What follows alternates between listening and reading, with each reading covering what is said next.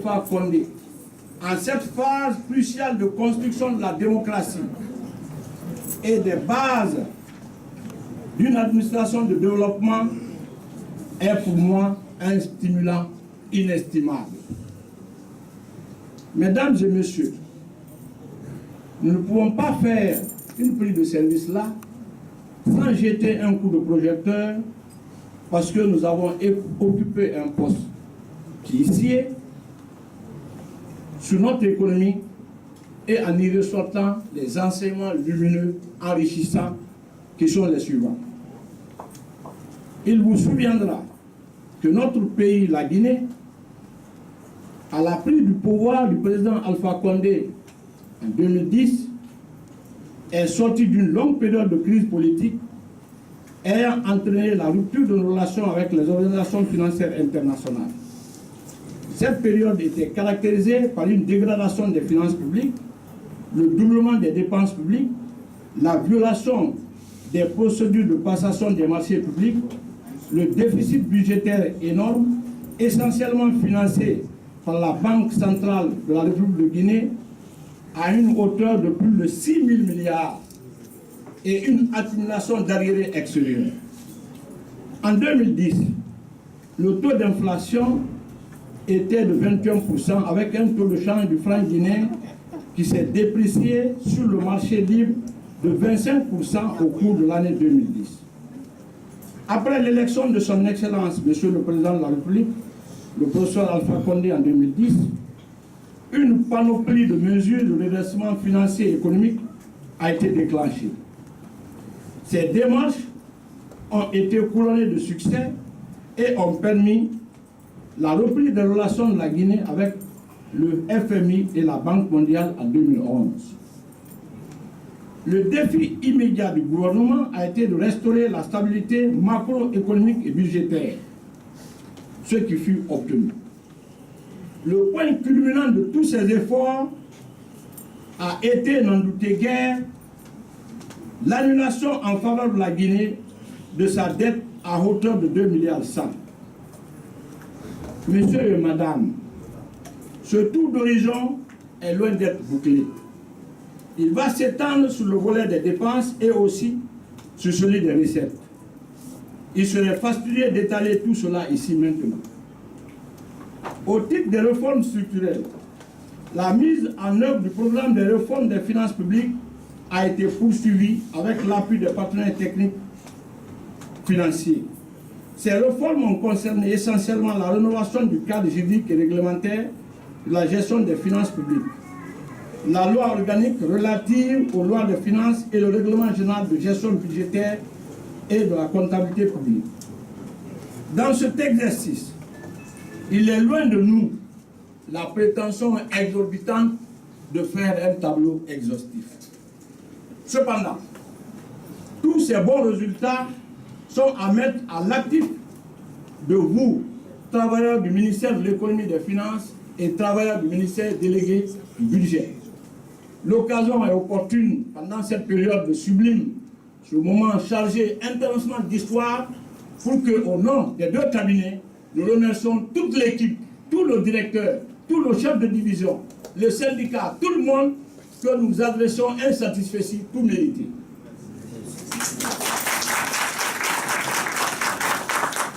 Mesdames et messieurs, chers collaborateurs, aujourd'hui, il faut reconnaître, c'est vrai, le peuple de Guinée piaffe d'impatience.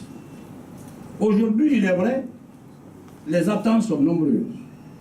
Mais l'élection du programme de la Guinée au conseil d'administration du Fonds monétaire et de celui de la Banque mondiale a permis de donner l'espoir à nos éléments désormais de la désespérance ultime où le peuple guinéen baignait avant l'arrivée de ce régime en 2010. Pour vous en convaincre, mesdames et messieurs, aujourd'hui, toutes les opportunités sont là vers la Guinée. Il sera superflu et fastidieux d'en faire l'énumération. Somme toute, nous devons refuser de nous complaire aujourd'hui dans l'autosatisfaction. Nous devons faire face courageusement à des gageures que nous devons transcender ensemble. Il s'agit principalement de la consolidation la stabilité macroéconomique, les résultats actuels dans ce domaine restent encore frêles et fragiles, comme je l'ai dit lors de la prise de service des deux ministres, le ministre d'État de l'économie et des finances et le ministre d'État des mines et de la géologie. La mobilisation des recettes intérieures de l'État, le taux de pression fiscale de la Guinée reste faible par rapport à la sous-région, en dépit d'une amélioration significative depuis 2011.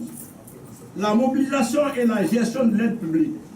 Compte tenu de la faible mobilisation de ressources intérieures par l'État, la Guinée a fortement besoin de financement à court et moyen terme du document de stratégie de réduction de la pauvreté qui, à nos yeux, doit nous permettre de faire une meilleure gestion des finances publiques avec un effet catalysateur direct sur la mobilisation des appuis budgétaires. Le renforcement de la gouvernance dans le secteur des finances publiques et la lutte contre la corruption repose sur une amélioration des contrôles, une transparence accrue, l'informatisation des services et l'application des règles et procédures prévues dans les textes en vigueur en matière de préparation et d'exécution du budget. Mesdames et messieurs, chers collaborateurs, après cette vue d'ensemble orientée exclusivement vers l'économique, je me tourne vers mes deux anciens collaborateurs et aussi vers le nouveau. À monsieur le secrétaire général sortant, très respecté doyen, monsieur Sed Diallo, vous n'avez pas démérité, loin s'en faut. En bon commis de l'État, nous avons bénéficié de votre sagesse et surtout de votre grande expérience. À monsieur le chef de cabinet sortant, mon cher frère et ami Moussa Keita, je te remercie de toute ta collaboration étroite pendant ton séjour au ministère de l'économie et des finances. Je te rassure que tous les chantiers que tu as ouverts seront les miens et avec dévouement, abnégation et surtout de manière exaltante, je poursuivrai tous ces travaux. Que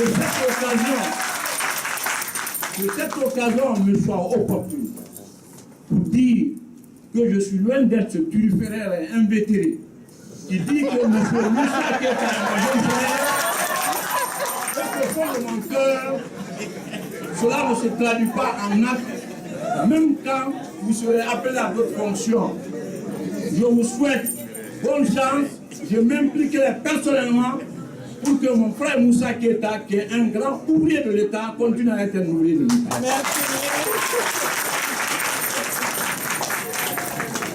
À monsieur le secrétaire général entrant, mon cher ami Slimka, je ne dirai pas Diko. Mon cher ami Slimka, notre compagnonnage,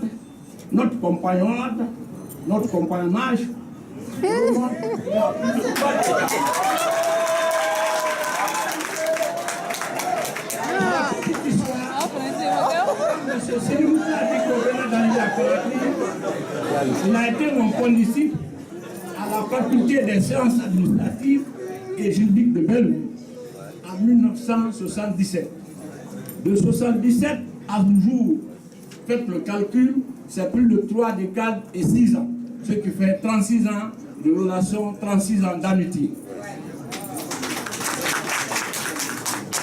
Mon cher ami, je suis persuadé, comme toujours et pour toujours, que notre Père sera une complémentarité exemplaire dans ce gigantesque labeur qui nous attend.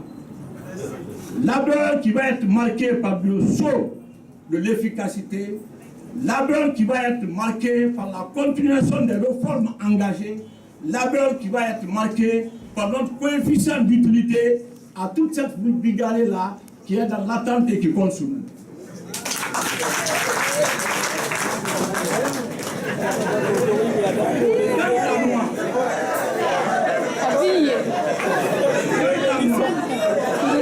En cela et pour cela, je m'engage devant vous.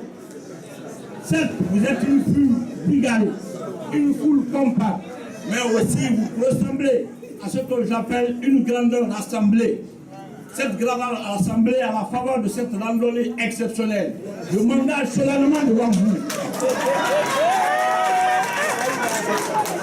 offrir dans la fidélité, dans la loyauté, le maximum de ma connaissance et compétences pour réaliser la tâche qui m'a été confiée dans l'honneur et la dignité. En cela et pour cela, je tends une main fraternelle et amicale à vous tous, mes collaborateurs.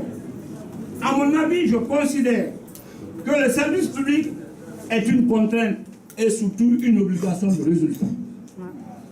Il est aussi ce cadre privilégié dans lequel une partage d'expérience et de compétences est nécessaire afin de répondre positivement au rendez-vous du succès.